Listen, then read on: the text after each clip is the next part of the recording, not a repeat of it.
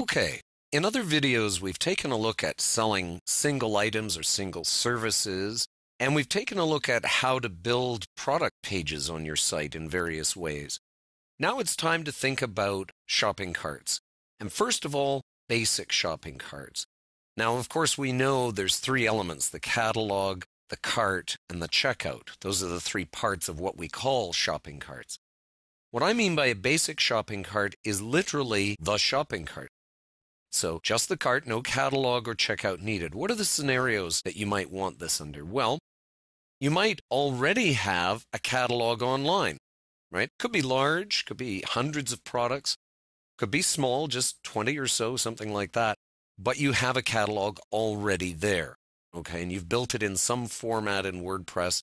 Doesn't matter at this point. You can add a shopping cart to it. Or let's say, for example, you have no catalog yet, but you know you're going to have very few products. So you don't mind building, 5, 10, 20 maybe. It's not worth it going to a full shopping cart at that point because you know you have a limited set of products. And that's it. So you could just build them. Now you need to add a shopping cart to it. And finally, you don't even need a catalog at all, for example. You've already got your services on there, or you know you're only ever going to have services. You just simply want a way for people to maybe add a few services together in a shopping cart. So those are a few scenarios, at least, where you might just want a basic shopping cart. That is, no catalog, no checkout functions, just the shopping cart. All right. What I'm going to show you can be done with any third-party processor that offers shopping carts, but I'm going to show you with PayPal because it's the simplest, it's the one most people use.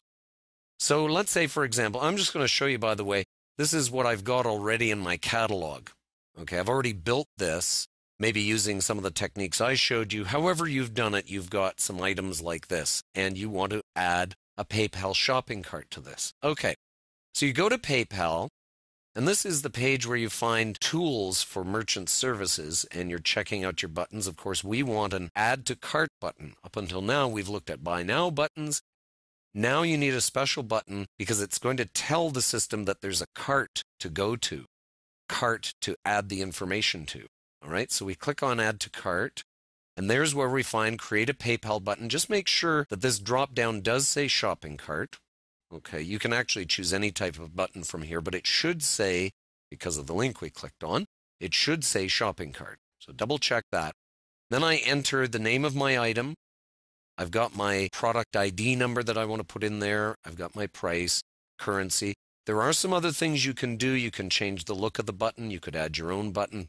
We're just going to go with the very basics at this point. So now I am finished. There's a bunch of steps there that I finish.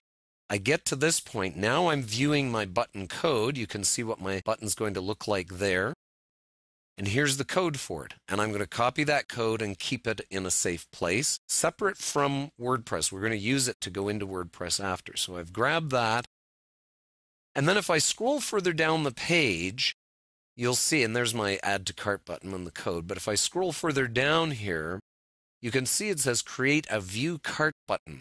And we're going to need that. So I'll click on that, and that takes me to some options for creating the View Cart button. And in this case, it says use smaller button or use your own image. I'm actually going to use the smaller button. And here's what I get. There's a view of my smaller button. And there's my code. And I would highlight all of that. You just click Select Code, highlight it all, and then you've got it. And I'll show you on a text editor here. Okay, so there in my text editor, there's my button. This is my Add to Cart button for that one product only. Don't forget, you're going to have to create a separate button for each one. That's why it doesn't make a lot of sense. If you have a lot of products, this is not a great way to go. But if you've got, maybe up to 10 or 20 products, this isn't too bad. You can manage each of them through their own button, which you would manage in PayPal. Now, this one below it, a lot of code there, that is for your View Cart button. So how do we use these? Very, very straightforward.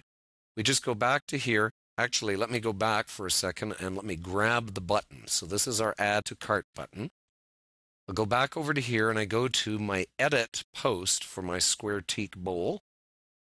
And I just simply put it right down here. I can put it anywhere I want, but I'll just put it below my price here. Put that in. By the way, to make sure there's no extra space above it, you remember from before, we take out the spaces here. So there's no spaces in there, and that'll keep it from being a little too big, taking up a lot of space. I update, I go back over to here, and I refresh. And there I've got my Add to Cart button. That was nice and easy. And if I click on it, you'll see it takes me over to PayPal. Now the shopping cart is all on PayPal. You can see there it says your shopping cart. This is where I work with quantities, removing items, anything like that. Okay, that's not done on your site. Continue shopping takes me back to there. Now, of course, the problem is, how do I see my cart? Well, that's where our View Cart comes into play. Let's go back again to our text editor.